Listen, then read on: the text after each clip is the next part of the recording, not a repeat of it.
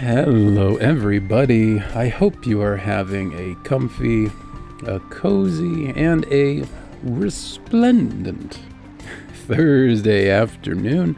We're here with more Dark Cloud the First, and we're gonna do some more fishing.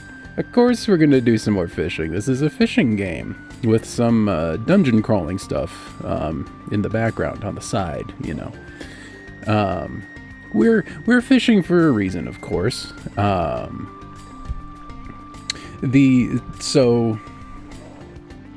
So every character has ultimate weapons, right? Hang on a second, I need to fix something with my audio real quick. Pardon me just a moment.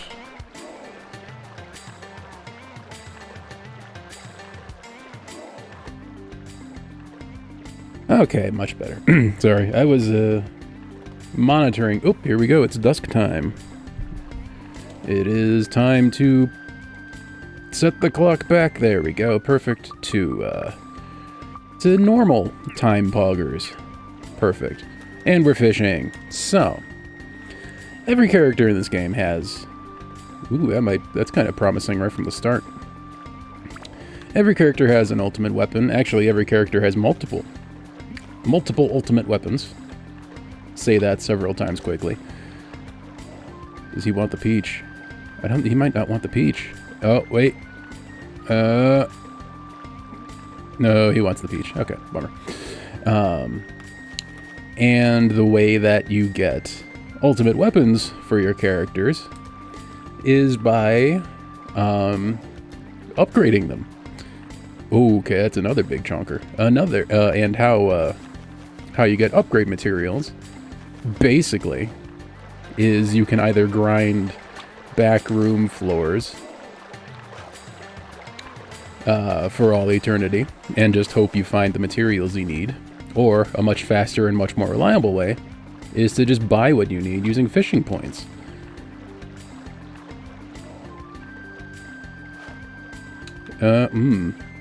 Was he showing an interest at the end there? So that's our goal. We're looking for just heaps and heaps of fishing points so we can buy heaps and heaps of upgrade materials. Wow! That big boy wants the peach. What a shame. Okay. Yeah, so we want heaps and heaps of fishing points so we can buy heaps and heaps of upgrade materials so that we can get ultimate weapons for our characters here. And it turns out that we're actually not that far from having ultimate weapons for most of our characters. Like, for instance, Salami here. He actually has 3 ultimate weapons, but one of which, and actually it turns out the best of which, can be had by simply building up the Atlamilia sword, which is the sword we have now. So once we put enough upgrade materials into our current sword, we can build it up and get an ultimate weapon of his. So we're really only, you know, 1 weapon build up away from one of Salami's ultimate weapons. Similarly, Ed the Cat Girl. We have Steve, the Slingshot, which is not a name I came up with, I promise you, even though it really, really seems like it is. And one of Ed's ultimate weapons is Super Steve, which is somehow better in ways. I don't know, but Super Steve is an ultimate weapon, and like Salami's situation, all we really got to do is just upgrade, or you know, level up and build up our current weapon for Ed. And it's just 1 build up away from being an ultimate weapon. Who else is there? Tricycle. We recently found Tricycle's, I think his hammer, okay, is a big one. His hammer called the Last Judgment. Boy, we need some big fish that don't like the peaches.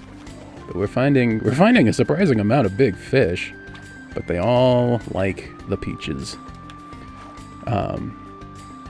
But yes, tricycles, current weapon that we found. The Last Judgment is also a weapon that is only one build-up away from being an ultimate weapon. Altoid. We recently found her penultimate ring, or one of them anyway. Who else is there? There's Bibimbop. Half of it is just trying to remember the ridiculous names I came up with these people. Bibimbop. He has 2 ultimate weapons, and I think we're only one build-up away from the lesser of the 2. We could instead... Okay, he definitely doesn't want the peach. This is kind of a small one, but I'll take it.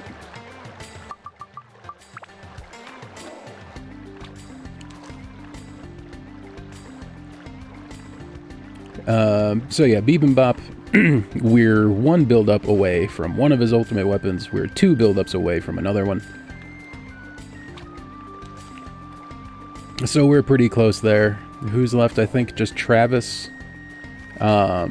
He's the one we're furthest from having an ultimate weapon for.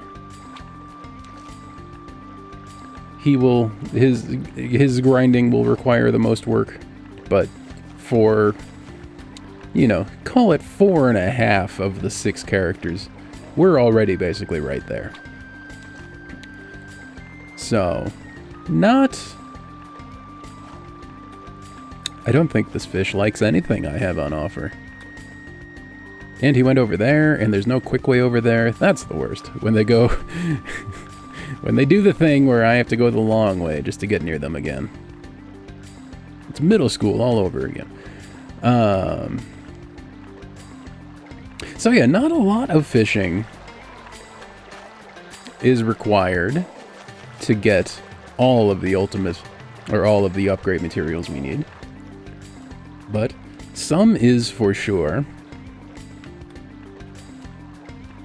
And so we're doing it. And besides, fishing is relaxing.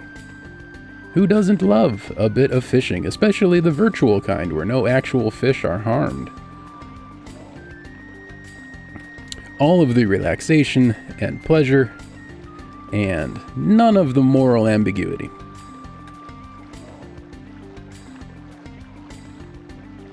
Let's do it. So,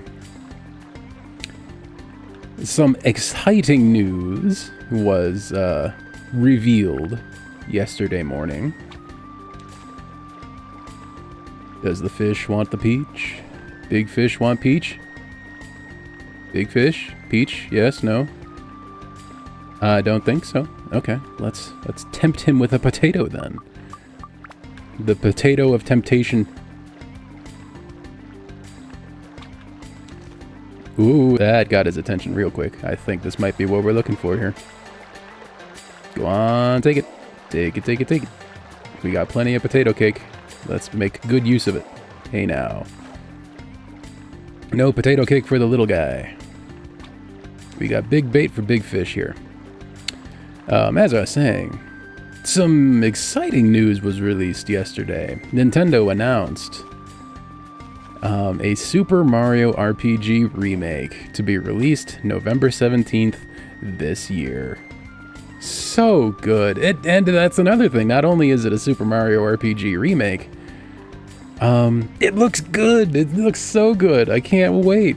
It's probably like... So... Oh, darn. Super Mario RPG. I don't know if it's... I don't know if it's in my top 3 games of all time, but it's absolutely in like my top 5. It's way up there on my list of top top games of all time. And it came out it came out for the Super Nintendo in North America, at least a year after the N64 came out. So nobody cared about it. Nobody played it. Nobody paid attention to it. It was for a dead console basically at that point. So it didn't sell, which is an extreme pity because, you know, everybody who played it agrees it's an extremely good game. Ugh, of course I got the little one. Well, at least he's out of the way. Everyone who played it agreed. Yes, this is an extremely good game. Unfortunately, just not that many people played it. And then it was co-developed between Nintendo and Square, and for a long time there was kind of this rivalry between Nintendo and Square, and the SMRPG community and fans and such had just assumed, okay, it's dead. They're never going to reconcile their differences. The rights holders are never going to.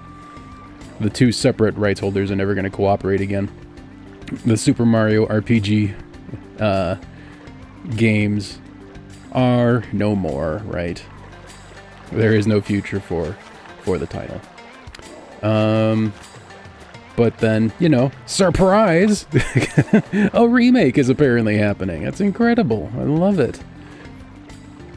Not only is it happening, but it's happening soon, and it looks incredible. Like, a lot of SNES JRPG remakes are happening lately, and they're being done using the Octopath Traveler engine, which, you know, is fine. I like the look of those games, but I am glad that Nintendo opted to not pursue that art style for the SMRPG remake. Instead, they just made a new game from scratch, basically. A visually new game from scratch, right? It's exquisite, it's lovely, it looks gorgeous, I can't wait to play it. It's so good. I was thinking that, another, still a tiny fish. Hooray, 18 fishing points. We're looking for several hundred here. It's a good thing we have a lot of potato cake, because we're gonna need it. At this rate. I'm fine with it, though, because this was free. Free potato cake.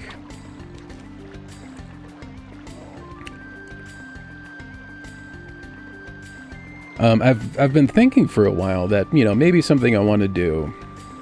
My birthday is in September.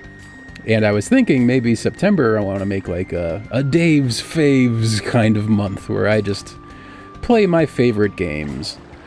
There we go. Horrifying fish acquired. Whereas we were getting like 10, 20 points, now we have 644. Much better. Alright. Baron acquired. I like the idea of just sort of casually replaying a lot of my own personal favorite games during the month of September, because largely this channel is about going from, you know, one beloved franchise to another,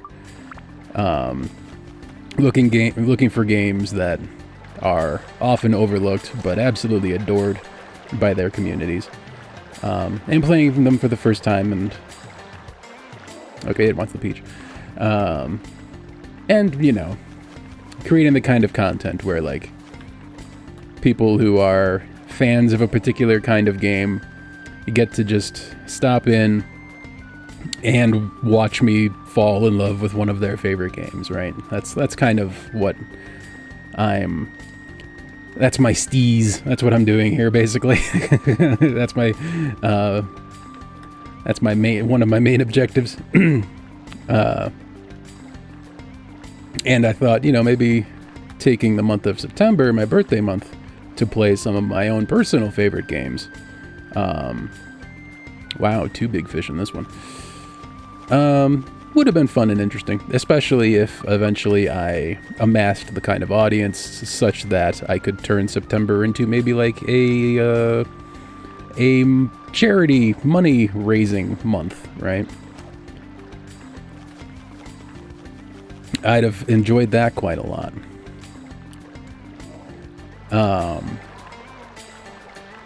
And I don't know if I'm going to be doing such a thing this September or not. But if I was going to, SMRPG was absolutely going to be high on the list of candidates in terms of like, okay, what are you know, what favorite games of mine would I stream? SMRPG is definitely extremely very high up on that list. Was that some cold shoulder? No, that's not cold shoulder. That's hot nose right there. That's some hot nose action from this fish. Yeah, no. Okay. So many big fish today, but none of them are the kind we're looking for.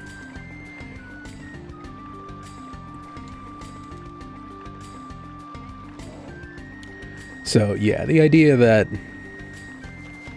Super Mario RPG is not only revived as a brand, as an IP, I guess, but a remake is happening, and is happening soon, and looks phenomenal. That news was really good news for me yesterday. That was personally just very exciting. There's apparently a lot of other 90s RPGs, not just SNES RPGs, but some PlayStation RPGs as well, that had remakes announced. Like, I think Star Ocean is getting a remake that also looks good. And yeah, I'm not sure about any others. I just know there was more, and I was too distracted by the news about Super Mario RPG to remember much about the other ones. I was completely blindsided by the SMRPG news. But yeah, apparently yesterday was a very good day for classic JRPG fans. A lot of very good remakes of very good games were announced, and that's also good for me, because those are a lot of games that I am interested in streaming, right? And okay, I think both of these, yep, both of them want the peach. The other one's too small. And if these remakes turn out to be good, hooray, you know, obviously. More good games for more people. That's always a good thing. Because, like, the way that I'm able to play these games is I just have a big pile of a lot of retro consoles, and I have a Retrotink 5X to, you know, I have a pile of component cables for all my consoles, and I have a Retrotink 5X Pro to take the component signal and turn it into HDMI. Some of my consoles are HDMI modded, etc. It's a very complicated thing to be able to play a lot of these old beloved games. And if good remakes are happening for modern systems, especially in a way that they'll be future-proof for a long time, fantastic news. It's, you know, just taking old games and putting them on hardware that makes them so much more accessible for more people that may not have even been alive when the game was first made. It's just, there's nothing bad about it at all. So long as the remakes are good, right? It's entirely possible to make a bad remake. But fortunately, that tends to be... most remakes tend to be... Wow, they all want the... Yep, they all want it. Most remakes these days tend to be at least good, right? There's not... When bad remakes happen, you hear about it, right? But they don't happen... You know, the ratio of bad remake to good remake is pretty favorable.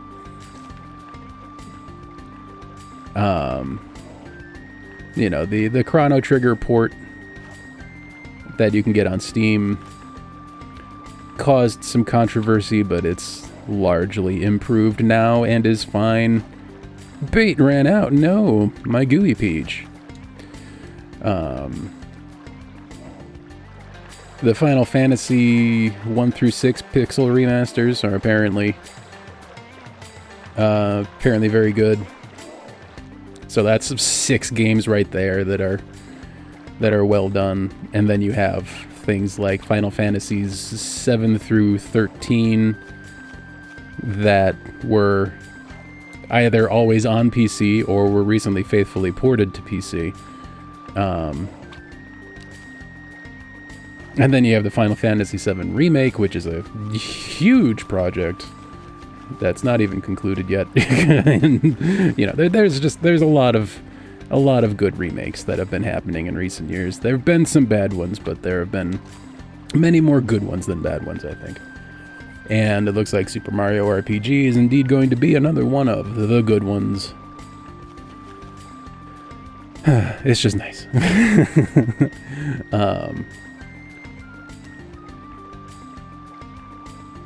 And, you know, it's sort of, it gives me a choice to make where, like, you know, do I want to, you know, when the remake comes out, I have to give it some time for the public to receive it and figure out, like, okay, if I want to play this game, since I happen to have the resources to play the original, what's better, playing the original or playing the remake?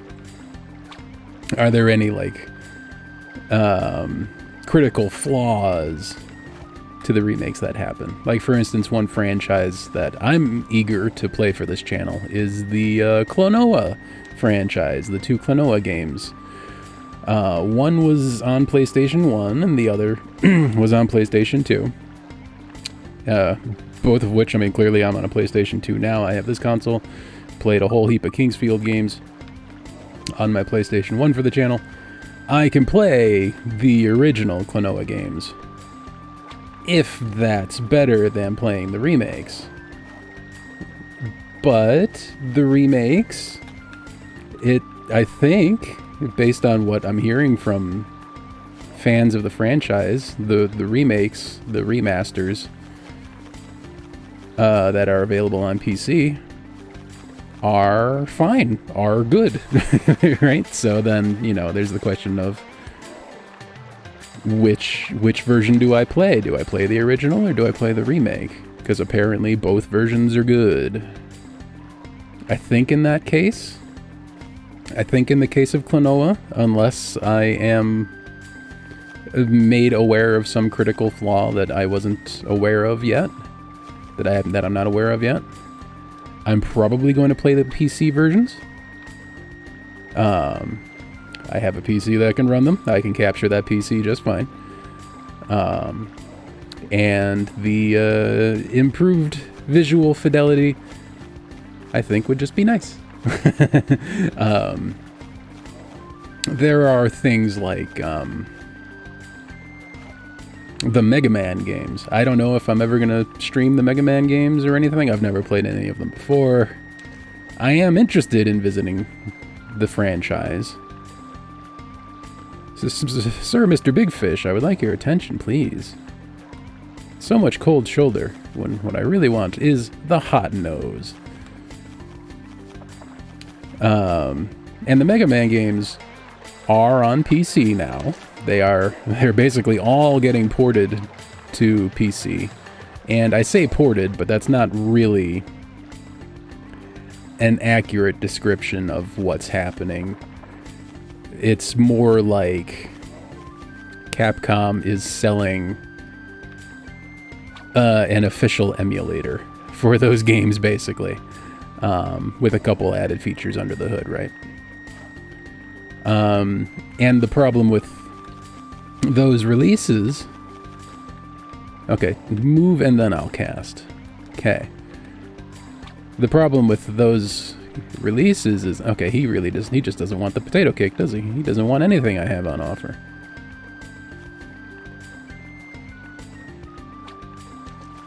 There you go. Yeah. The... one of the problems I've heard, though, is that since they are basically just, you know, official emulators, there are problems with, like, you know, input lag that you get from any other kind of emulator, right? Official or otherwise. And that, considering I have the original hardware, that kind of steers me away from playing the PC versions, because it seems like, you know, there are some emulator shenanigans that I can avoid and would like to if I have the option, and I do, so I might elect to do that if I do play the Mega Man games. I've got a NES, I've got a SNES, I've got a PlayStation. I can play a whole lot of them on original hardware, and that's probably preferable, you know, to people that don't have the original hardware. The PC remakes, or rather the PC ports, emulation thingies that you can get on Steam, are probably, you know, perfectly fine. In a sort of in a better than nothing kind of way, right? But, you know, someone like me, I have access to the original hardware, so I think I should probably play them that way. So if I ever do, you can expect that I will be doing so on original hardware as opposed to the versions on Steam. But, you know, something like Klonoa, okay, that's a big fish. The Klonoa games, it's my understanding that the remakes are good.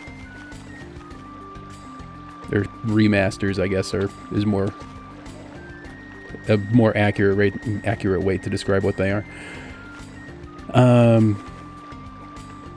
Unless there's some critical failing that I'm not aware of, I'm probably going to play the PC remasters as opposed to the original Klonoa games.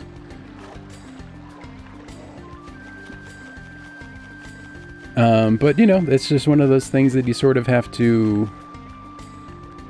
evaluate on a... Okay, clearly he doesn't want the fish, the peach. So let's get the cake out here. He wants the cake. It's one of those things you just sort of need to evaluate, like, not on a game-to-game basis. Like, even... I'm trying to think of an example, but even like... Oh, please take the cake. Please take the cake. I'm so interested in you eating my cake. There we go. There are probably some examples of, like, you know, one remake of a game from a franchise being done by one company that did a good job, and then another remake of another game from the same franchise being made by a different company that did a poor job. So, like, you can't just assume that, you know, because one game from a franchise got remade well, that every game from a franchise will be remade well, right?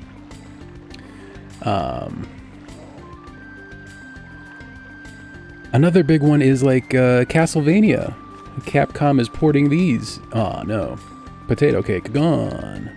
Good thing we have lots. The Castlevania games are being officially emulated, I guess you could say, like the Mega Man games, on PC lately. You can get a lot of the Castlevania games on Steam, which is also very good, because it's very challenging to play a lot of the Castlevania games. Dig it under... Aww. And even... I have a wide variety of retro consoles, but I don't have, you know, a Game Boy Color or a Game Boy Advance where a lot of the really good Castlevania games came from anyway. So even I would struggle to play those and capture those if I wanted to do so on original hardware. So if I'm contemplating, like, another franchise that comes to mind is Golden Sun, and that really doesn't have much in the way of remakes. That it currently a version of Golden Sun can be had on Switch Online, but that requires subscribing to Switch Online and Pro membership and etc., etc., etc., and it's going to be a timed thing, Dang! I was hoping this was... Alright. 34 points for that big chonker. Well, poop. We've been duped by the den again. So if by the time I get around to putting, you know, Golden Sun in the rotation of games on my channel, I don't know if it's still going to be available on Switch Online. It very well could just not be. So it seems the easiest way to play those on stream would be to get a GameCube with the Game Boy adapter and play and capture them that way. So this is to say that, you know, on my list of things to acquire in the future, maybe, is a GameCube with the Game Boy adapter. And if I get those things, that should enable me to play a lot of Castlevania games on original hardware. But again, that's so much work. It's totally 1000% reasonable for a typical consumer to not want to go through that much work just to play an old game. So, you know, we'll see what I decide to do if I ever do anything. And if a person opts out of jumping through all of those hoops to play some Castlevania games on original hardware, can't blame you one bit. The alternative is a less than ideal official emulator, but like, at least that's serviceable, right? And the nice thing is, like, you know, they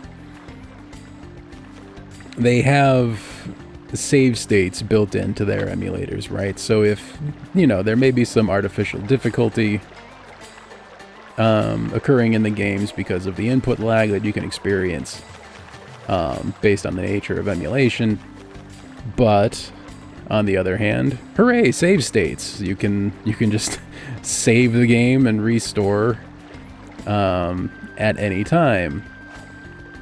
So, you know, if you are having some increased artificial difficulty because of the input lag, well, at least you can save state and prevent yourself from losing unreasonable amounts of progress due to technological limitations, right? It's... Okay, he really don't want the peach. It's a good compromise, right? I think. Repair powder can't be used as bait. What is this? The 1800s?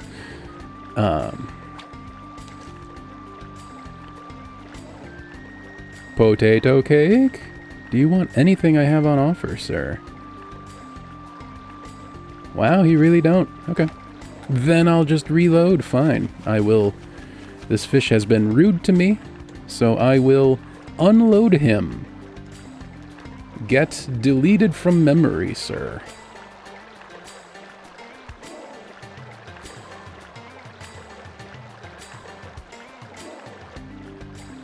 But yeah, there's a good few... you know, like I was saying, one of my goals with this channel, one of my primary goals is to move from franchise to franchise, seeking out, you know, beloved old games that I've never played and playing them for the first time for people, and, you know, falling in love with these games that people fell in love with long ago. And that's compelling content, I think. And that's the kind of content I aim to create. And so that means playing a lot of old games that might only be available on old hardware, or some old games that are available on old and new hardware but are better experienced on old hardware, or another big chonker in this pool, or games that are available on both old and new hardware. but are equally good on both, if not better, on the new hardware. Right? It's one of those things I can only evaluate a game at a time.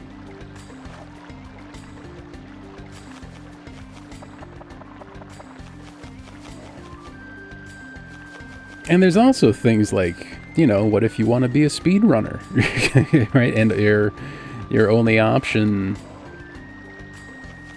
you know, it's often the case where the, I guess, sort of fastest and most consistent speedrunners are playing on original hardware because the emulation difficulties.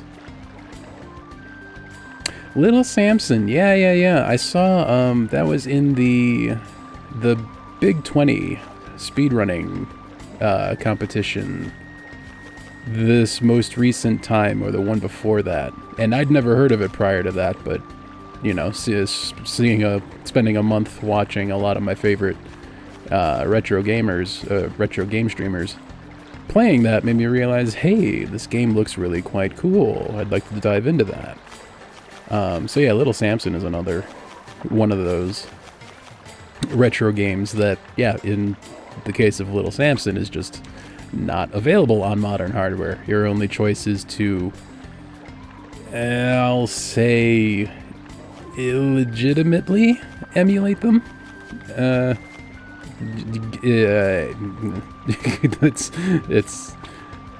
It's a big ball of gray area, but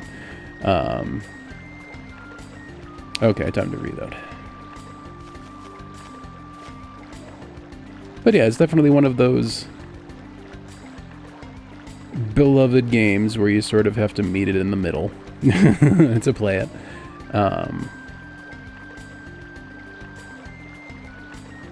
I was on a train of thought prior to Little Samson, but I forget what that was.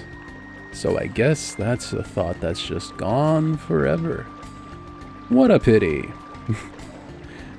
Oh no, one of my thoughts has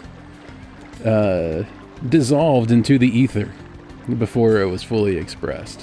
What a tragedy. How will the world ever recover from such a loss? One of my thoughts gone. What a world, what a world.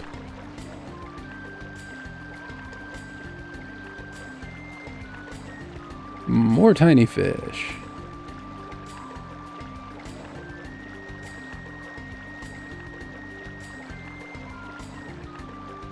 The,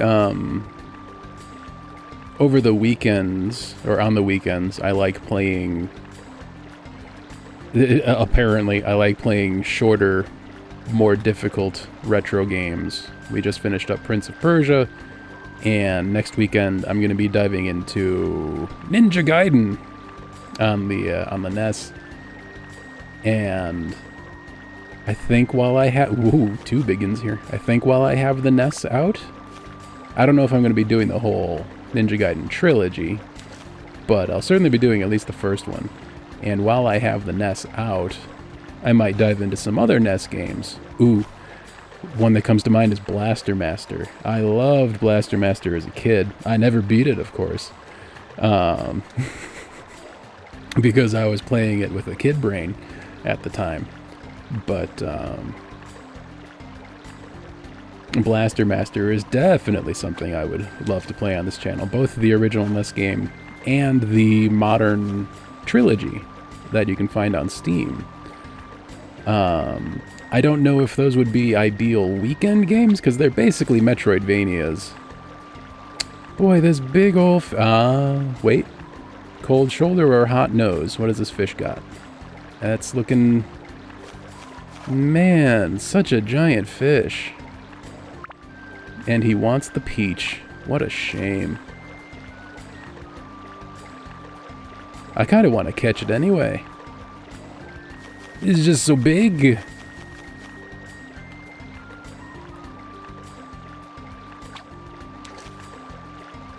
Does he want the potato cake?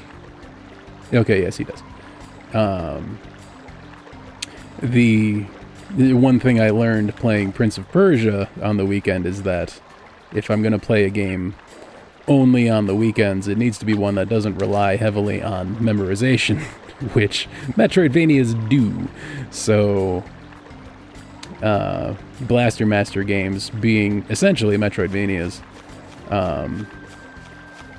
not a great fit for the weekends, but, you know, during the week, totally reasonable. They're not particularly long games. I could probably blast through all 4 in a month, maybe. Having a Blaster Master month sounds like a lot of fun.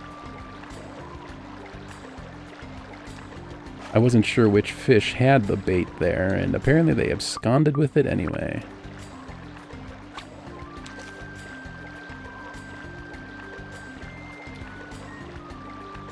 And now that I'm breaking out the nests for Ninja Gaiden, maybe I'll sneak in a Blaster Master month in the near future. There we go. We got the big boy. Yep. Just not the very good big boy. It's a huge big boy. Still only 34 points. That was mostly just a sanity check on my part. It's like, that was an enormous fish. How is that not the fish we're looking for? But yeah, it was not the fish we were looking for. This fish, on the other hand, maybe.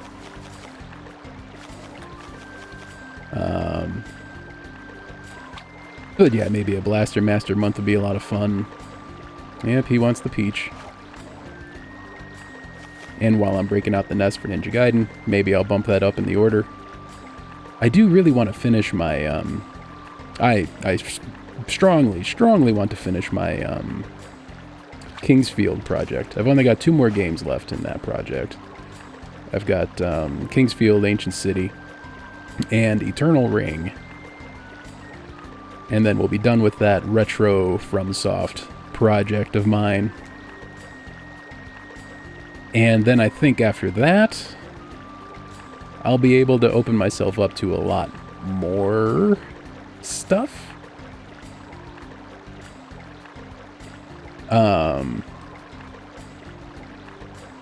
Because dedicating myself to, you know, an entire franchise that contains several long games is a real big time commitment. And while I'm absolutely loving the Kingsfield games, of course, I am feeling like I've spent a long time playing them, because I have. It's 5 games that are all quite long. It's like if I were to have an Elder Scrolls project where I played all the Elder Scrolls games. That would take an eternity. there's so many of them, and they're all so long. Final Fantasy as well, and that's another idea of mine. I thought about, like, you know, a big Final Fantasy project would be fun to stream. I've never played any Final Fantasy games, so, like, you know, me playing through the Final Fantasy franchise would be something a lot of people would watch. But there's so many of them. There's so many Final Fantasy games, and they're so long. It would take me like 2 years to play them all on stream, right? So, I don't know if such a thing is ever going to happen, because it's just such an enormous time commitment. I'd just have to become, you know, that Final Fantasy guy, which is not something I'm particularly interested in.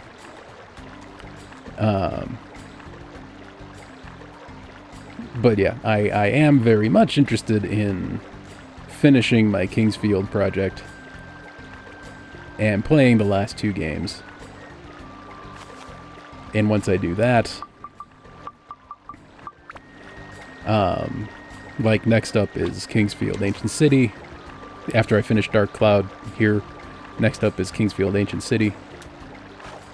Did I peach or potato? I potatoed first. I should peach first. Once I finish this, we're doing Kingsfield Ancient City. Once I finish Ancient City, we're doing Dark Cloud 2. Once I finish Dark Cloud 2, we're doing Eternal Ring. And once I finish up Eternal Ring, anything could happen. I won't be beholden to any franchise. Oops. Wrong button. Say it with me now. And, you know, I say it like I'm not enjoying it. I'm 100% enjoying my time with the Kingsfield games, and I'm 100% enjoying my time with this game, as I will the next one, etc. It just is a time commitment. And maybe once I finish up Ninja Gaiden, I can squeeze a Blaster Master month in there. That would be a lot of fun. Little Samson would be fun to squeeze in there. I don't know if Little Samson is a Metroidvania of sorts, or if it's more just a traditional NES platformer, Mega Man kind of thing. But that'd be fun to squeeze in there.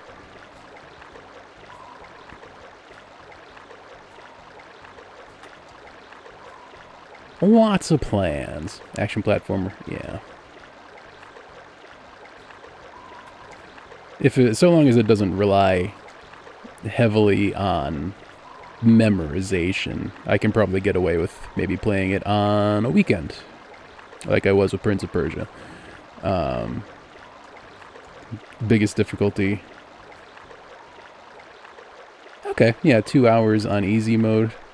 First time, that's perfectly reasonable. I'll put it on some difficulty higher than that. The theme for the weekend games that I've come up with is that they tend to be more challenging, so maybe I'll do a Little Samson on hard or something. Or whatever, you know.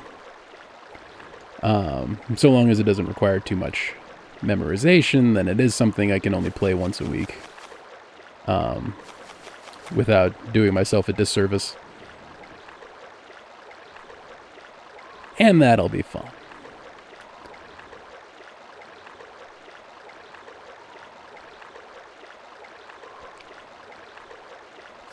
Alright, we got some big ones.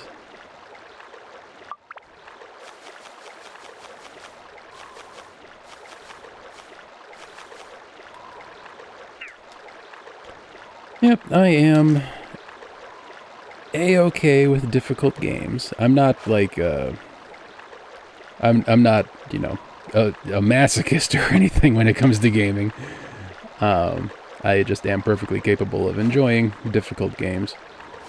So, like, you know, I talk about Dark Souls all the time. Dark Souls, those games are, of course, notoriously difficult games, and I love them dearly.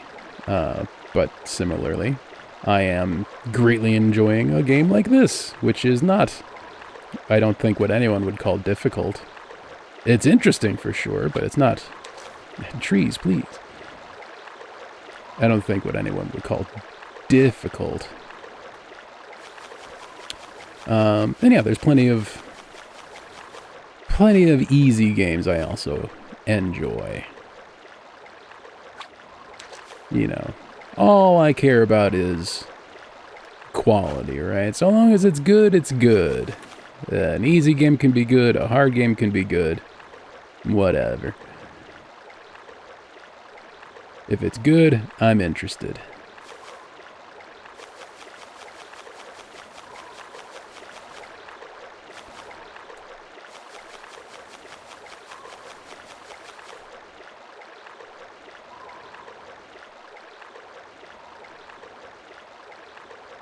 The sun is setting on our fishing attempts. We did at least get one Baron so far. He was a tiny Baron, but he was still 650 points worth. So that's pretty good. We're over 2,000 fishing points at the moment, which means we can get about 20 upgrade materials, which is certainly enough to get us to Salami's ultimate weapon and probably one more person's. Not sure who will upgrade next, but whoever it is will be lucky for sure. No, he's digging the peach. He's digging the peach. Well, is he? That kind of... That shoulder went a little cold towards the end there. Let's take another temperature reading here. If you could put your shoulder on my thermometer, please, that would be Yeah, no, that is definitely more hot nose than cold shoulder, so not what we're looking for.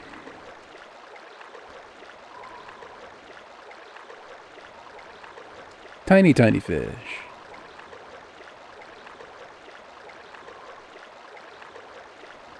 I've been making a list of games that occur to me that, like, you know, they're games another big fish, here we go. Games that I am interested in playing on the channel, and some games I definitely am going to play on the channel. I'll have to look at those lists again because I forget which ones are on which. Another game that I haven't played that I badly need to, and I think the internet would be interested in watching someone's first playthrough, is Super Metroid. For someone who loves Metroidvanias as much as I do, having not played Super Metroid is a bit of a crime. So yeah, I'm very interested in playing that on stream at some point. And I'm not terribly interested in playing the 3D ones, nor am I terribly interested in playing the original Metroid. I'm really only interested in Super Metroid on the SNES. So, you know, a quick one-off of a Metroidvania wouldn't be that big of a time commitment, so I'd love to stream Super Metroid sometime. The Klonoa games, as I've mentioned, are definitely going to happen. I'm definitely... My enthusiasm about playing those on stream is above average, so I am willing to say, yes, I'm definitely going to play the Klonoa games on stream at some point. What that point is, TBD, but you know. When the mood strikes, you know, so long as I'm not in the middle of any big projects like the Kingsfield project I'm doing. Could be any time.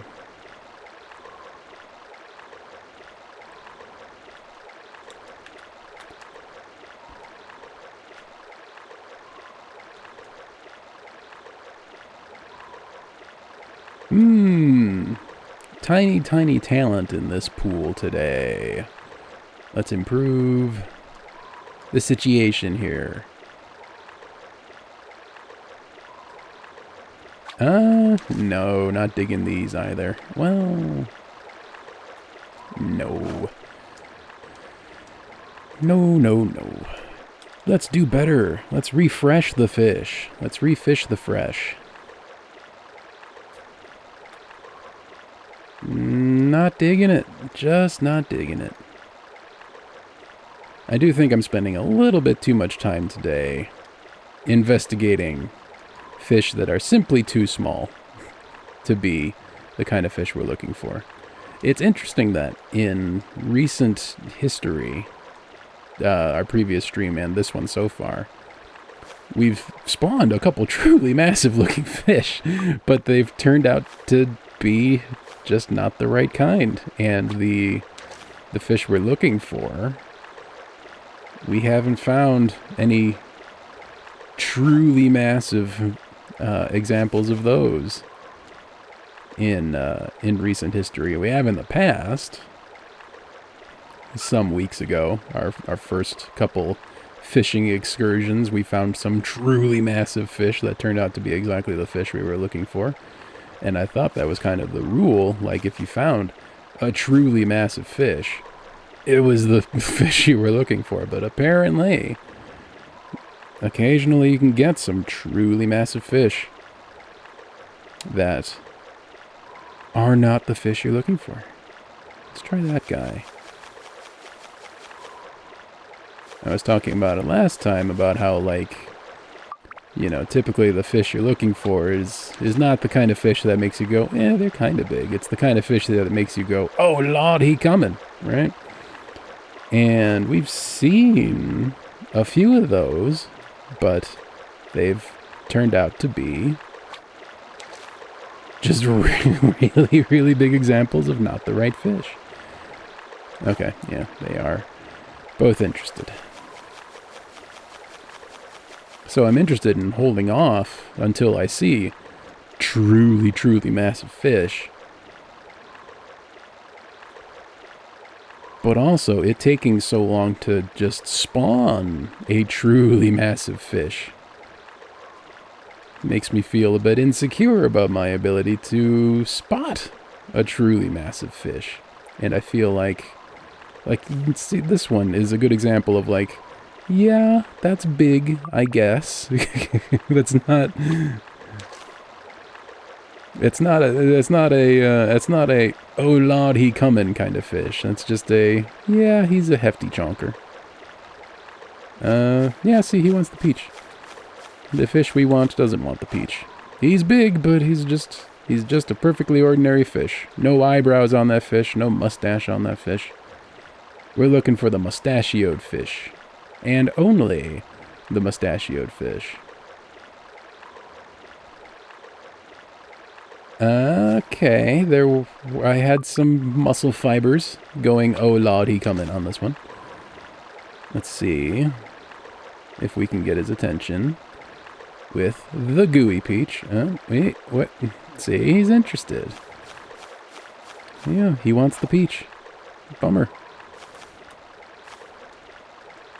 And, yeah, I'm spending at least some time catching fishes that I'm pretty sure are not what we're looking for, just for the sake of showing to the audience, like, no, yeah, actually, they're not what we're looking for.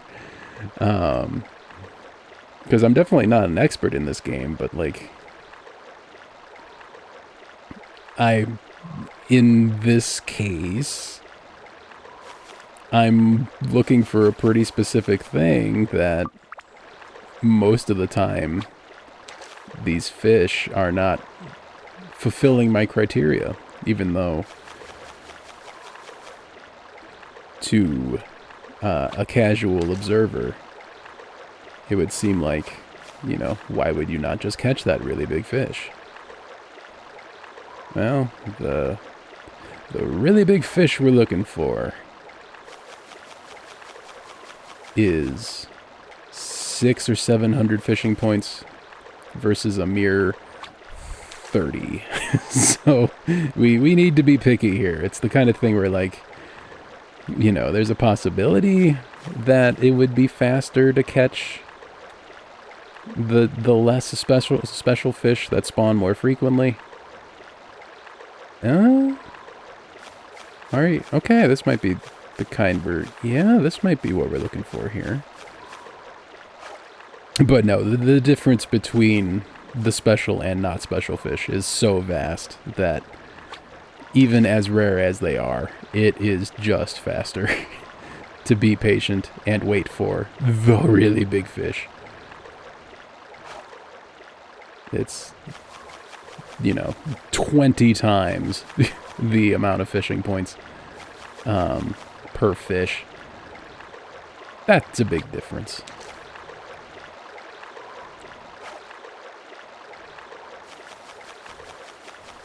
So it seems slow to be just ignoring so many big fish, but it's really... It would be slower to just try to catch every big fish we see. And I think I really have to... Yeah, I gotta say cold shoulder on that one. I think this might be the kind of fish we're looking for here. Let's give him some potato cake action, shall we? Oh, nope. We'll see if he likes the potato cake, because I am pretty confident in saying he did not want the gooey peach. And an important feature of the fish we're looking for is that he only likes potato cake. That's the only bait he'll take. So if he wants a gooey peach, we know that he's not the fish we're looking for. Many fish will want potato cake, so we can't just throw a potato cake out there and assume that if a fish likes it, it's the kind of fish we're looking for. Here we go. It could be a thing, and it's a thing. Baron Garayan. It's another tiny one, but it's 650 points. All right, 2,800 fishing points in the bank. Wonderful. We got another. It's good. Let's see if we can get one more. Big fish to spawn. Oops, I wasn't looking. There we go.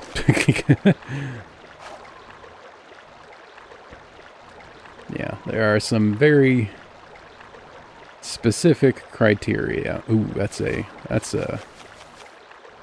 big one. Let's give it a shot. And I remember when I was watching a playthrough of this game several years ago, the streamer I was watching did a lot of fishing as well. And I kept being like, why are you not going after this fish? Why are you not going after that fish? It looks huge. It's like, well, actually, it turns out there's actually, it's really, there are some requirements that need to be met by these fish that actually are pretty obvious to the player that are really difficult for casual observers to pick up on.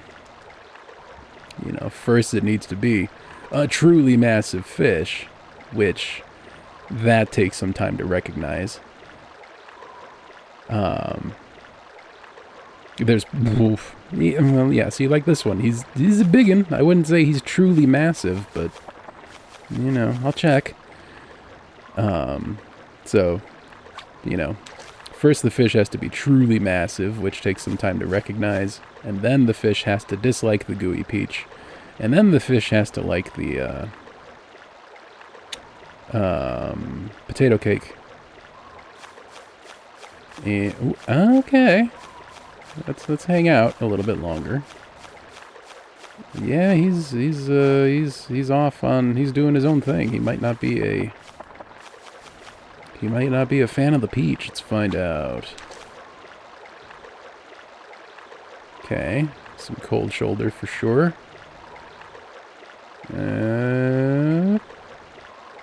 Where'd he go? Okay, he's facing the right direction. Okay, I'm gonna say this one also is not digging the peach. And that's another thing, like, you know, I'm pretty sure this guy officially doesn't want the peach, but I still could be wrong. Maybe he does, and I just haven't recognized the fish body language appropriately yet.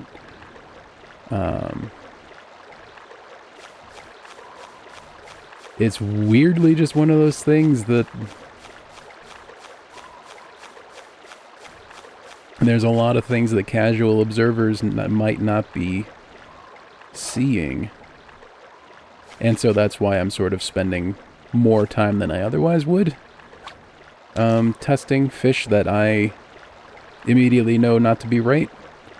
Just to demonstrate to the audience, like, hey, this one looks convincing, but it's actually not, sorry.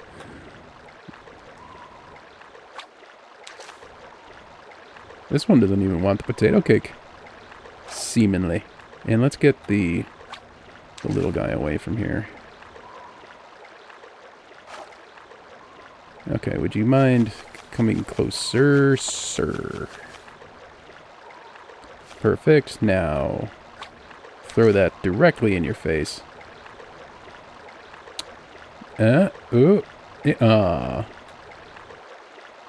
he doesn't seem to want anything. So, bummer.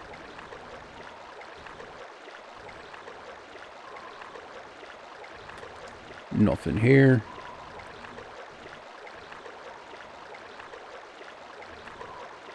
Okay, well, I'll tell you what I'm gonna do. I'm gonna fast forward through the rest of dawn here. Put time poggers back on speedy. That's a good time poggers. We're going to roll the clock around until the start of the next dusk, so we can have some more fishing music. And while time is passing, I'm going to go ahead and take a quick break. I'm going to stand up, get some water, do some stretches. If you're able to, I recommend you do the same. Your body loves all of those things very much.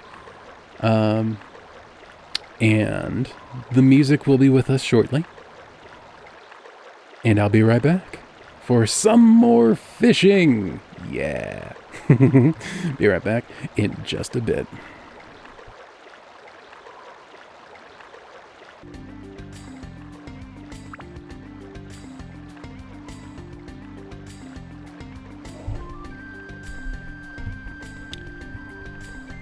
It finally happened. I failed to unmute my mic when going live. I thought for sure one of these days it's gonna happen, and there it is. I was saying the most interesting stuff in the world. You know, I can verify. I've had studies. The stuff I was saying was literally the most interesting stuff any human has ever said. But unfortunately, I've instantaneously forgotten every word of it, and my mic was muted the whole time. So that's just gone forever into the ether.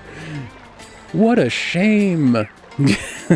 I wonder how many minutes that was. My timer over here says we're at about 7 minutes, so probably about 5 minutes of blisteringly interesting commentary has been lost forever. It's okay, it was mostly just me saying this fish either is or is not a hefty chonker.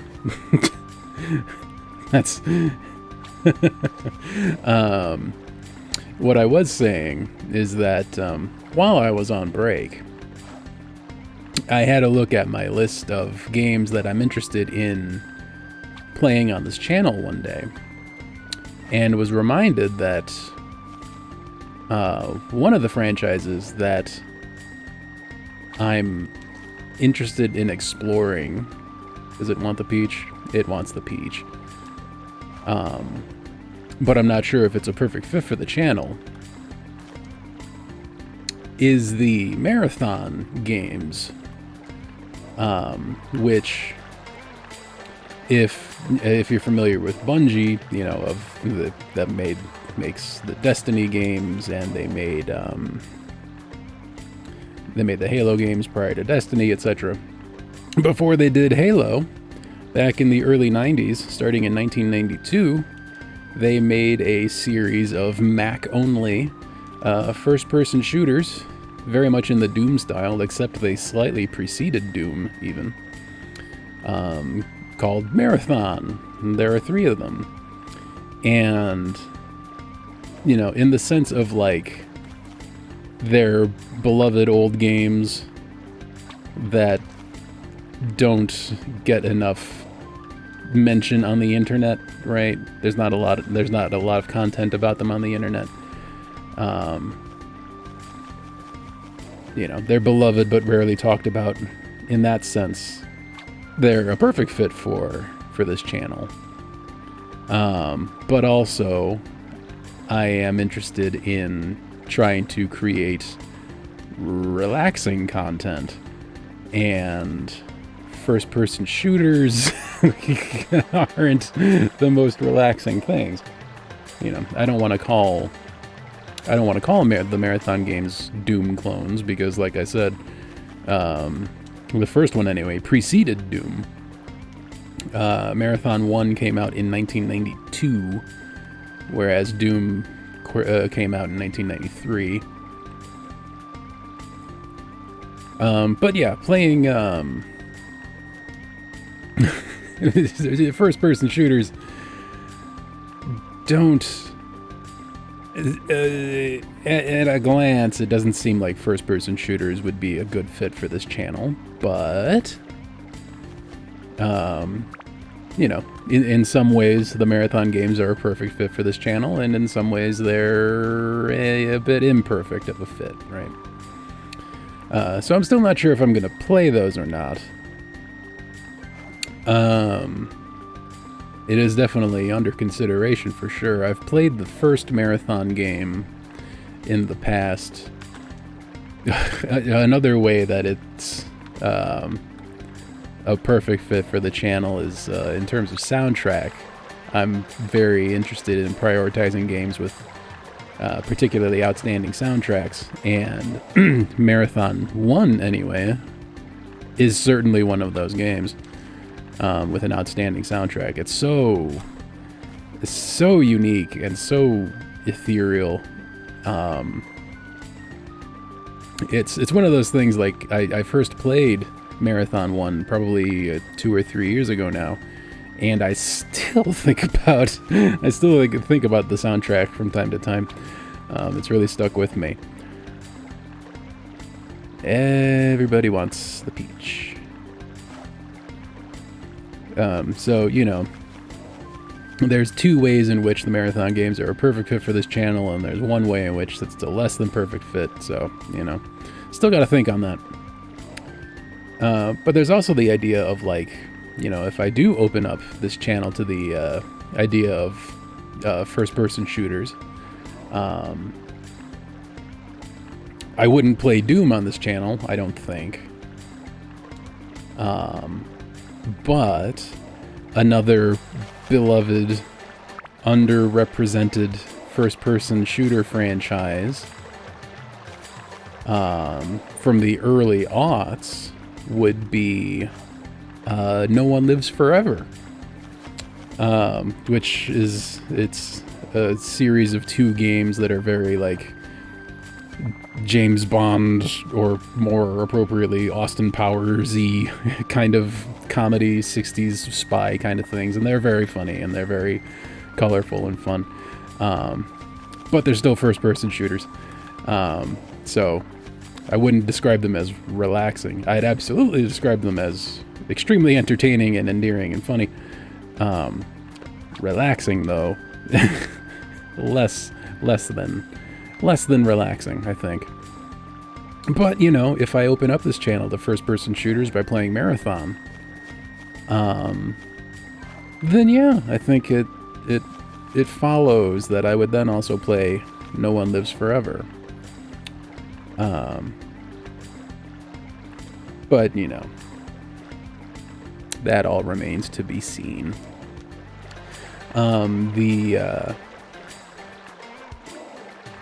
Like I was saying, I've played the first Marathon game before, and I've played some of the second Marathon game.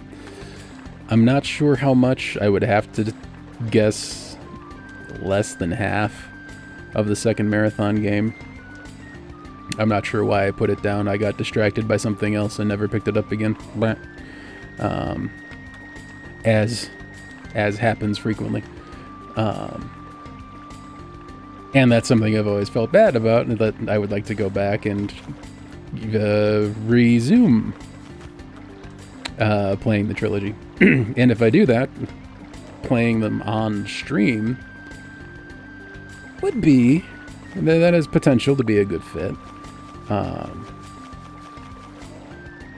Especially because, like, another thing I'd love to play is I've played System Shock 2 before, but I haven't played System Shock 1. I would love to play System Shock 1.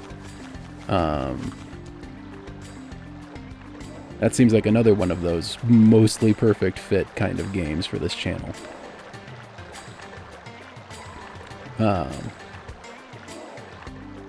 You know, it's all these rabbit holes of potential game ideas.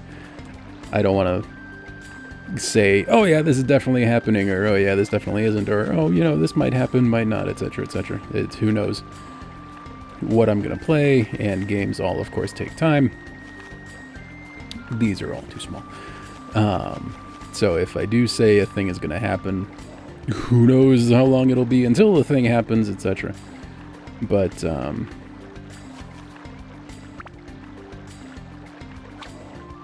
there's just already a very big number of games that I'm excited to one day play on this channel, and I feel like it's a lot like, you know, a person's own personal, you know, private gaming experiences, where like in the time it takes you to play one game, you discover 3 more that you'd like to play, so you know you never catch up on your backlist or your backlog. Just the kind of thing where it accumulates much faster than it ever depletes, and that's one of those things that kind of doesn't change. That's never that's never gonna stop. I'm always gonna be accruing or growing a list of games I'm interested in playing on the stream and in private, faster than I can get through them. So we'll have to wait and see what happens, right? Especially with like, you know, Silksong is eventually going to come out, and we're going to play that when it does. So I just sort of have to, I don't know if I'm going to necessarily drop what we're doing the day it comes out to play it, or if I'll wait until the end of whatever game I'm currently playing.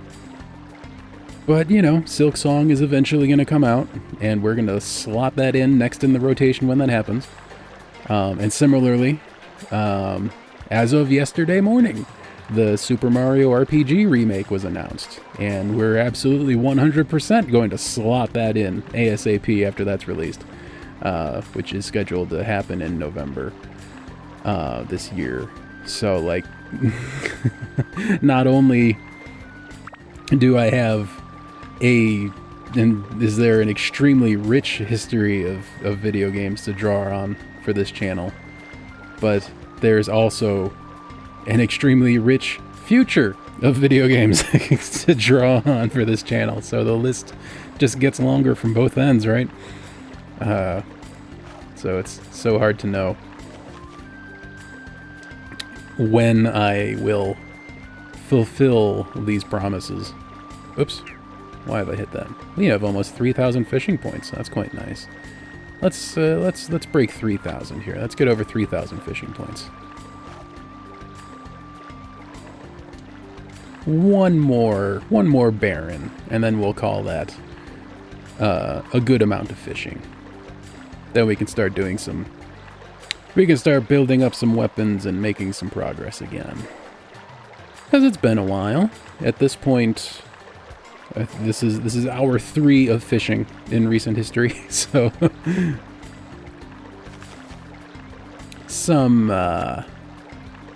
making some progress again would be quite nice. He likes the peach. Can you believe it? He likes the peach.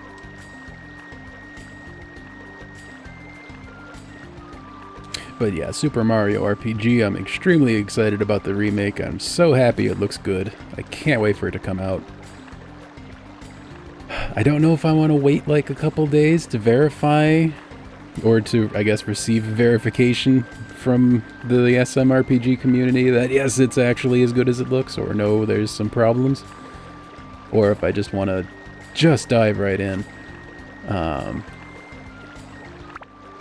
It's hard to know because SMRPG is, like I was saying in the first hour, I don't know if I can comfortably say that SMRPG is one of my top 3 games ever, but I can comfortably say that it's, you know, one of my top 5 anyway, right? If it's not in my top 3, it's definitely in my top 5. And I had assumed that the franchise was just abandoned because it was co-developed with Nintendo and Square, and they were they were having a combative business relationship for a long time, so we figured, okay, there's there's never going to be a moment in time where both rights holders will be on good terms again, so nothing's ever going to happen with this game, this beloved game anymore. And, you know, I and, you know, most of the rest of the SMRPG community just resigned ourselves to the idea that SMRPG was a dead game, a dead franchise. You know, it has spiritual successors in Paper Mario and the Mario and Luigi RPGs. But, you know, we just assumed that Super Mario RPG itself was dead and gone and never coming back. But then, out of nowhere, just suddenly, a Super Mario RPG remake was announced. And it's coming out later this year. It's coming out in, like, 5 months. And it looks amazing. So... Oops, I started with the potato cake. I probably shouldn't have started with the potato cake. Let's, I was just so confident that this one had to be the one. I can't see tree. Yeah, see, he wants the gooey peach. I don't want you to have the gooey peach. If you want the gooey peach, I don't want you.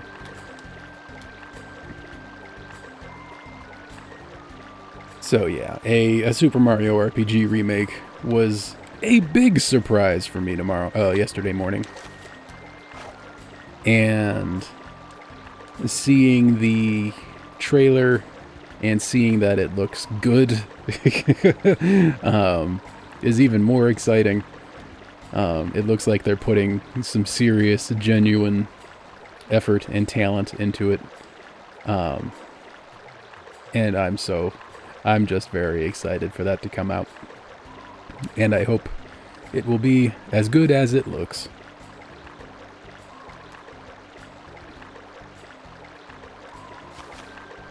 We will have to wait and see. But yeah, Super Mario RPG Remake is another one of those games where once it comes out, we sort of basically drop everything that we're doing just to play that. You know, fortunately, Super Mario RPG isn't a long game. Like, it's 15 hours? Something like that. It's not that, like, I mean,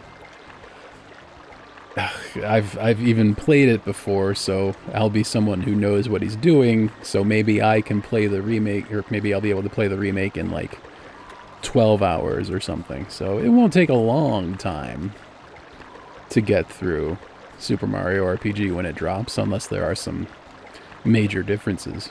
But that's my expectation anyway, that when it drops, it'll be maybe, you know, 3 or 4 streams, right? It'll be a week of streaming Mario, basically. And that's not so bad. That's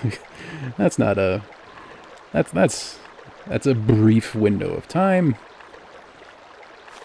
If we were to just drop whatever we were doing at the time of release, you won't have to drop what we're doing for long.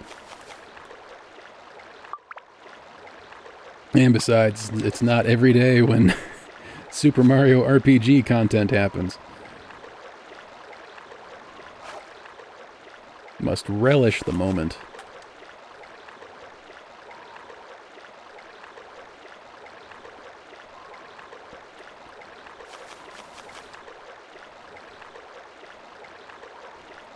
I would love to see a big fish that dislikes the peach. Can you do that for me, game? Well, you certainly gave me a big fish. How do they feel about the peach? Ah, wait. Oh, nope. Yeah, hard to tell. No, he definitely wants it.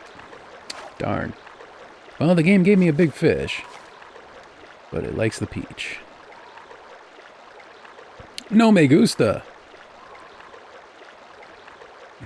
I don't think this will be it, but Maybe. Yeah, no, he likes the peach. No peach for you.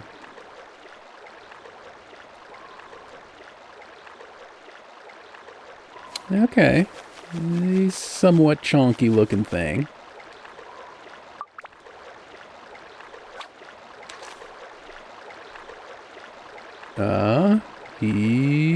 Nope, he wants the peach.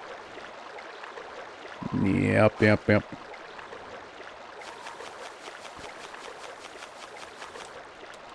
Show me what you got, game. There we go. That's the approach. Hey, game. I dare you. There we go.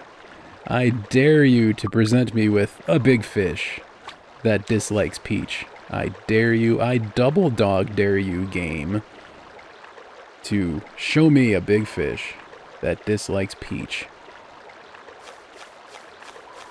And maybe it did. Maybe it just did. Let's find out. It's in his periphery. Oh. Here we go. That might be... That seems kind of, definitive. He looked at it, and he looked away. One more time. Maximum temptation. Have you changed your mind on the peach? These two little guys like it, that's for sure. Can't be having that. We know those little guys like the peach. The little guys always like the peach. Okay, I think we either got his attention or he just randomly turned this direction towards us.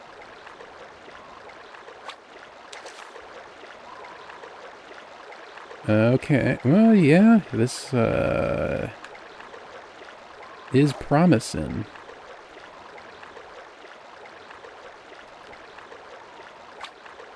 I really want to wait for a more conclusive result before I start throwing potato cake at its face. Here we go, this should be conclusive. What do you think, what do you think? That's a, that is not a peach fan. Good news, I have a potato cake for you. Come back. He went away. Alright, now which random direction is he going to go in next? Next time he moves, perfect. Have a potato cake. Swim closer, please. No, that's the opposite. Okay, since the whole daring thing worked, I dare you, game, to bring this fish closer to my potato cake. Here we go. Definitely interested. Can we get a nibble? Nibble, nibble. I think he can reach it. I don't think we're too close to the shore. Maybe we are. Some collision difficulties. Let's recast. There we go. Definitely no collision difficulties on this one. No, little fish. No. Thank you. Relinquish. I don't know which one has it. It's the big boy. There it is. And 670. Alright. We have 3,500 points. Wonderful. Perfect. You know what? Let's try to get one more. I feel like our luck is turning around. We know we've... Ooh. Already another big one. Is that all we had to do? Is that just tease the PlayStation 2 into giving us good RNG? I dare you, Senior PlayStation 2.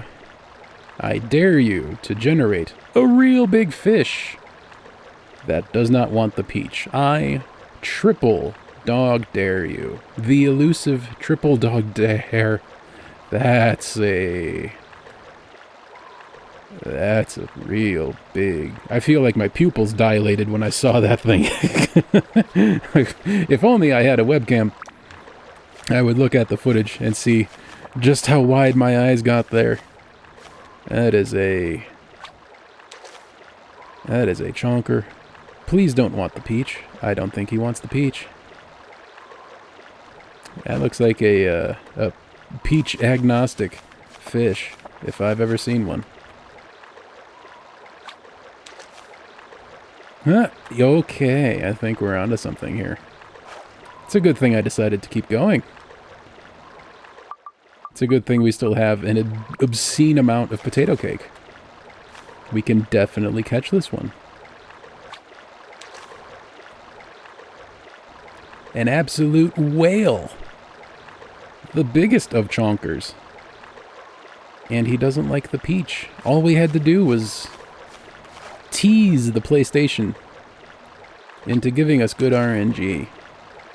Just a good, elusive triple dog dare was all we needed. And our luck turned around. Look at this fish just lumbering around. So big he's struggling to move under his own weight. I need the little fish to stay away. Have a potato cake in your face. Incoming.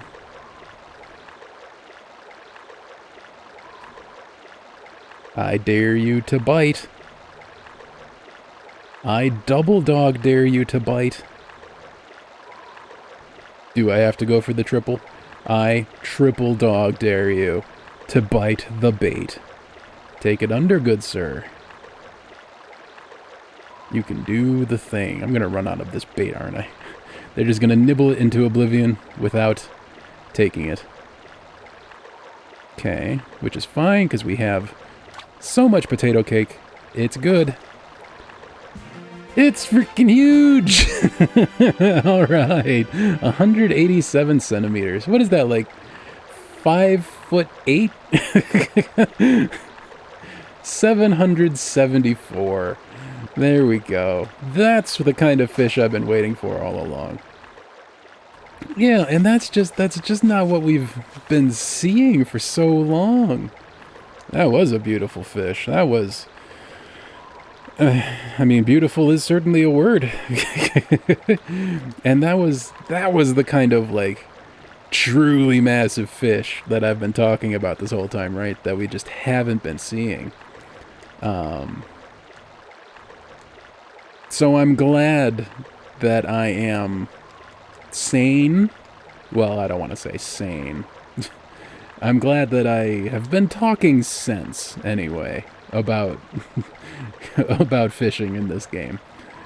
There's just been precious few truly massive fish. And we've been checking many big chonkers for sure. For peach compatibility. And there have been just heaps of fish that failed the peach test. He's okay. He's got some meat on his bones. How do you feel about? Yeah, he's liking it. See, I got complacent. I forgot to intimidate the PlayStation 2 into producing good RNG for me. I dare you, PlayStation 2. I don't think you can do it, PlayStation 2. Prove to me that you can do the amazing thing. Yeah, peaches are very good. I would I would 100% fail every peach test you throw at me. I would enthusiastically devour every peach you dangle in front of my face. Proving once and for all that I, personally, am not a barren garayan. So, you can take solace in the fact that, while I don't have a webcam on me, I do not look like a baron.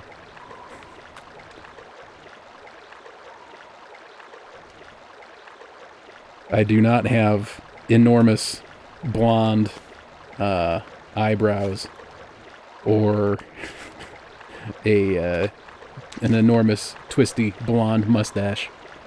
Nor do I have a bow tie. Okay. We're having... I think we're having streamer luck, finally. I always thought streamer luck was a myth, especially after our last stream, where we spent 2 hours and only got one of the things. But... I don't know. Our streamer luck might have finally took hold here. Tell me, fish, do you like the peach?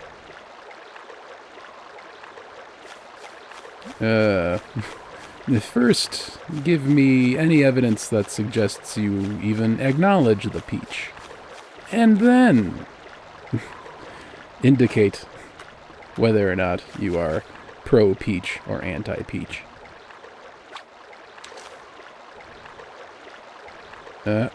Okay, I think he acknowledges the peach. He is aware of the peach in his personal bubble. And I think he is indifferent to the peach. Although it's hard to... I don't know. I've thought that before. Okay, yeah, he just straight up swam past it. I think I'm willing... We've had good luck today, so I think I'm willing to accept the slightly inconclusive results. Okay, I'm gonna call that conclusive. I'm gonna say, this is another one. Have at you. Potato cake in the face. There we go. That's what a fish with an interest looks like. Have a nibble, sir. Yep, do your Tokyo drift around the potato cake. Gotta get it in the mood first, don't you know? I dare you, fish, to take it under.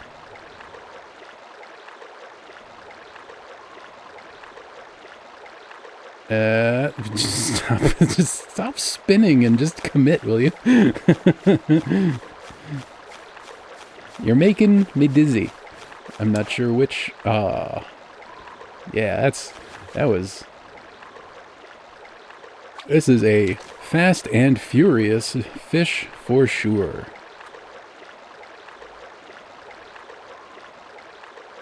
Hey, he's going to need some new rear tires before long.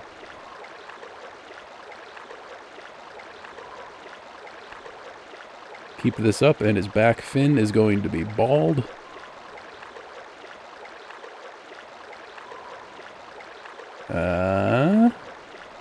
Alright. Take it down now. Hey! Is it what we wanted? It is! Alright, this is like our 4th today. We've had very good luck. 676. Oh, one shy of 5,000 points. Alright, our streamer luck has kicked in, so I think I want to keep this up. Let's see what shakes. I like streamer luck. Maybe that was the problem. We just had to make it clear to the PlayStation that Mr. PlayStation 2, we're streaming right now. We have an audience of fans. Surely now is the time for some streamer luck to kick in. And look, another hefty boy. That's a hefty chonker, all right. I mean, compare this to Tuesday when it took 2 hours to catch one fish, and we've gotten 3 today in the past, like, 15 minutes. That's RNG for you. Is this a 4th Baron? In this hour alone? Let's find out. Just in the face with the peach. I literally cast this one directly into that fish's mouth. It it hit the water, and my controller immediately started vibrating. Just tree. I just want to. There we go. We'll spy on this fish through the tree. There we go. All right, get closer. Get closer. All right. Oh, we might have yet more. Oh. Is he doing his Tokyo Drift? Is he romancing the peach? Yeah, he wants the peach. Bummer. We got lots of that in the first hour. We barely even got any of that on Tuesday. Our luck has turned around. And maybe by acknowledging it, I'm jinxing it. Let's find out. Fortunately, today has been an extremely productive day in terms of barren fishing. So, at the end of this hour at latest, I'm happy to call that fishing for the day, and we'll head back into the side content of Dark Cloud, which is the dungeon crawling stuff, and make some side progress in the game. Are you... There we go. You've dislodged yourself. You were beached temporarily, like the Ever Given in the Suez Canal. Fortunately, you weren't stuck there for like 3 weeks. You managed to get yourself out.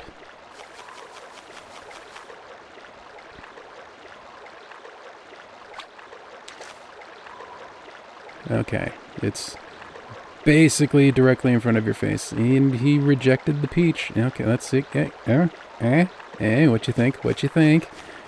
Let's see.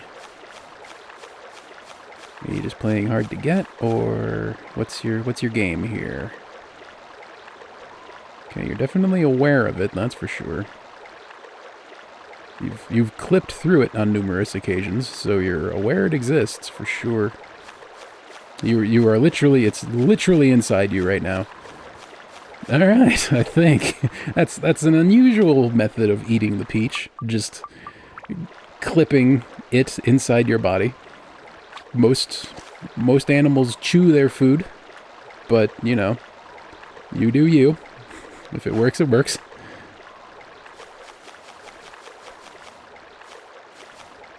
But I'm pretty sure, despite this fish merely absorbing the peach into its body, it is not a peach fan, and thus might indeed be a Baron. Again, like the 5th one today. It's crazy. Can I have your attention, please? Potato cake. Can the fish with the potato cake please take a bite? Is this one of those fish that just doesn't want to eat anything ever?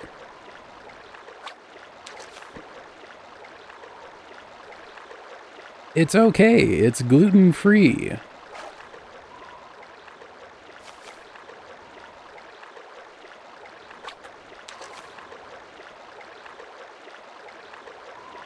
You went very far. There we go, now you're coming back. Meager fish, no.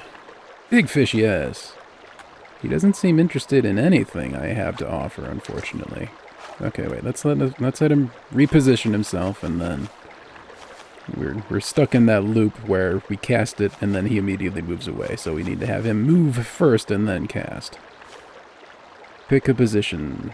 Deer fish. Where? Okay, this should be fine.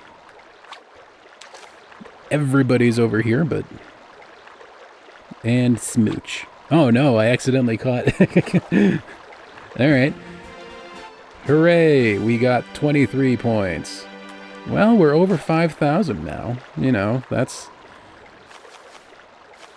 something. Okay, now, do you have any interest in eating anything at all ever? Because I've got some real good bait for you. Okay, again, this fish just likes just likes clipping its food into its stomach instead of actually eating it like a normal fish. That's fine, I respect that. It's evolved a means of being uncatchable.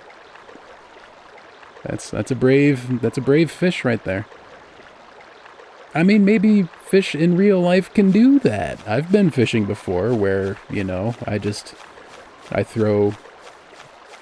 cast out there with some bait, and when I reel it in, I don't have bait anymore.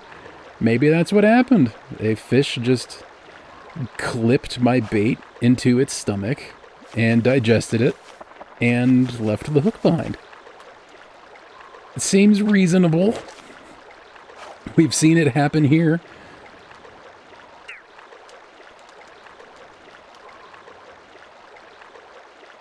I can only assume that's what's happened in real life. The smart fish can just clip through things.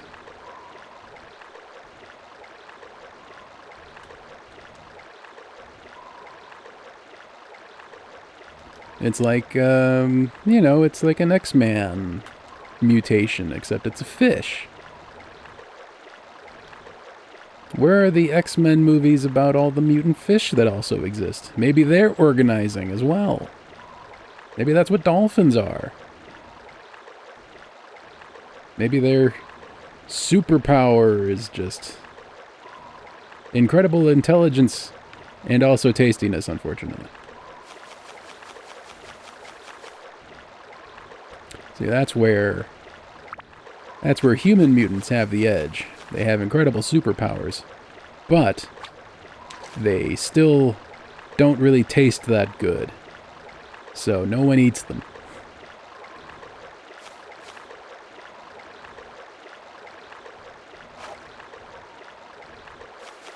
If mutants had superpowers and also tasted good, that'd be game over. Yeah, this one wants the peach.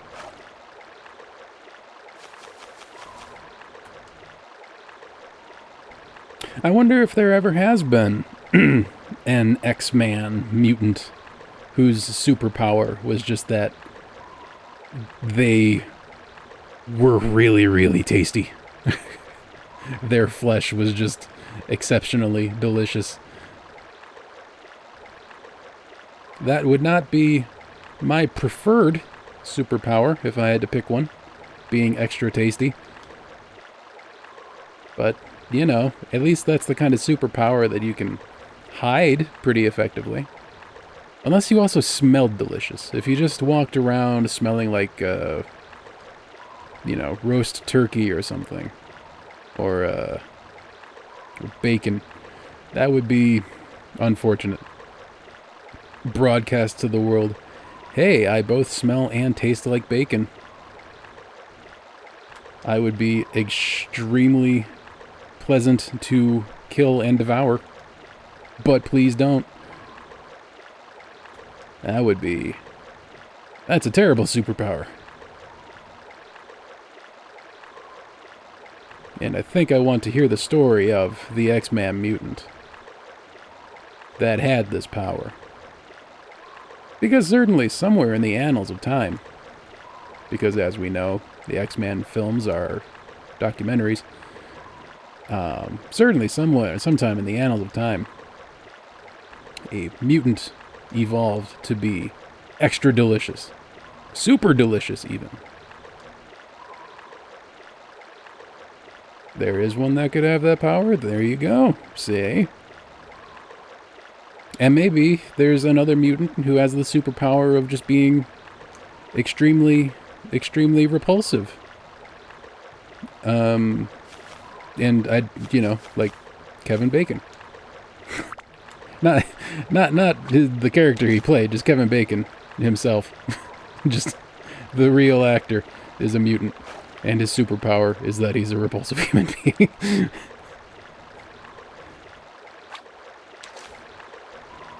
Well, it's like how, actual real talk, that's why koalas exist. Koalas are barely smart enough to live. Like it makes no sense that, like, if you look at a koala sort of in and of itself, it makes no sense that a koala should be able to live and evolve and breed and so on and so forth.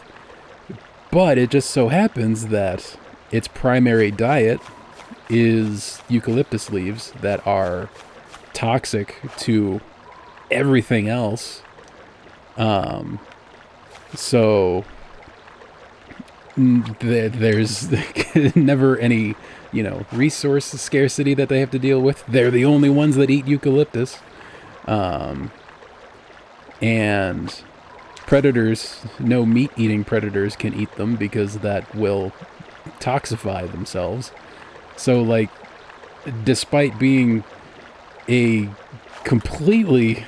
Yeah, exactly. And koalas have dozens and dozens of sexually transmitted diseases. There's no reason koalas should exist. They just do because they have no predators, because they're so repulsive to everything that might eat them. So it's, that's an okay way to evolve.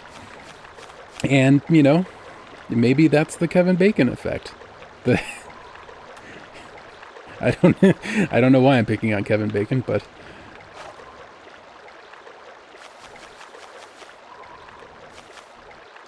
it's sort of like how, the purpose of evolution. Do you want this potato cake, sir? I don't think you do. The purpose of evolution is not to create a perfect being, but rather just to create a being that lives just long enough to reproduce, and everything that happens after that is irrelevant. So long as it's able to reproduce, evolution has fulfilled its duty, and that's how you end up with animals that are... It's completely baffling that some animals exist, like koalas, just because they accidentally evolved into this category of animals too repulsive to predate upon, or to prey upon. And they're strange little creatures that have no function in life, but because they have evolved this very obscure defense, they persist, and they live long enough to reproduce, and that's about it.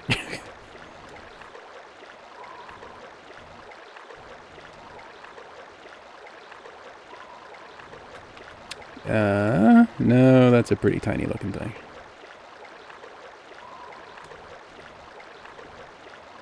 And I remember reading about, I don't remember the fine details about this in any resolution clear enough to really talk about it intelligently, but there's some sort of, I want to say it's a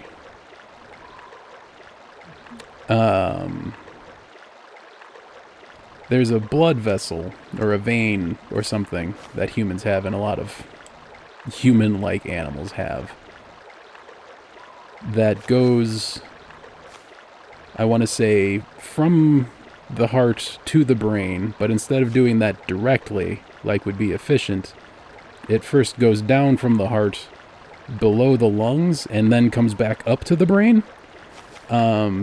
Just because of, that's how, we evolved from fish, and that's how evolution saw fit to solve that kind of problem. Is just you've got this very weird, indirect heart to brain solution.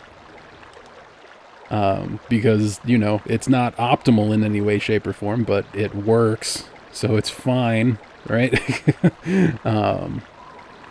That's very much that's how evolution do, you know? It is not about creating a perfect organism. It is about creating an organism that can just barely survive long enough to reproduce. And that's a lot of why, like, most animals, including humans, just fall to pieces in their old age. Because, you know, they've already reproduced, so whatever happens after that is totally irrelevant as far as evolution is concerned. And so that's why, after an organism's reproductive period is over, it all just falls apart, because it will have fulfilled its duty in all likelihood, and so everything else is irrelevant after that. Are we in? We are. Brooke, let's see here. How much potato cake do we have left? Okay, only one, not even a full screen. We only have 18 potato cakes left. So, we've clearly done a lot of good fishing. And the nice thing is, if we wanted to, we could sell these for $2.25 a pop. But we don't want to do that yet. What I'm going to do... What we do need is repair powder. We're low on repair powder. So, give me that repair powder. Thank you. Revival powder, good. Stand-in powder, good. Let's have an escape powder, too. Let's put a spare auto repair powder on, why not? And then I think our inventory is looking good. From a perspective of, we don't need to buy anything else.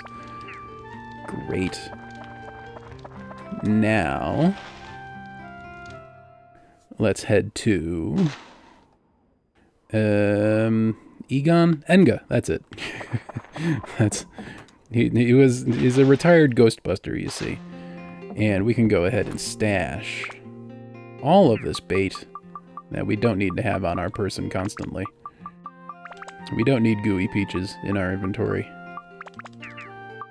Okay, this is going to be a thing. These can hang out in our inventory. There we go.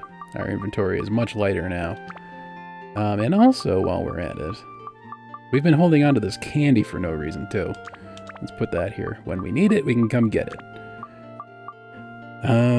Poisonous apple we don't need. We should probably get more gooey peaches at some point, but next time. Antidote amulets are useful. We'll put one of each of these others in here.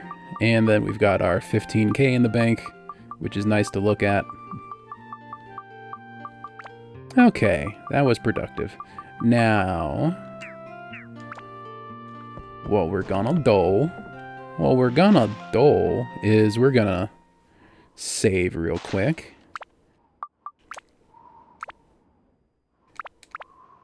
And when we come back from our break, tell you what, let's go ahead and put time on speedy poggers. There we go.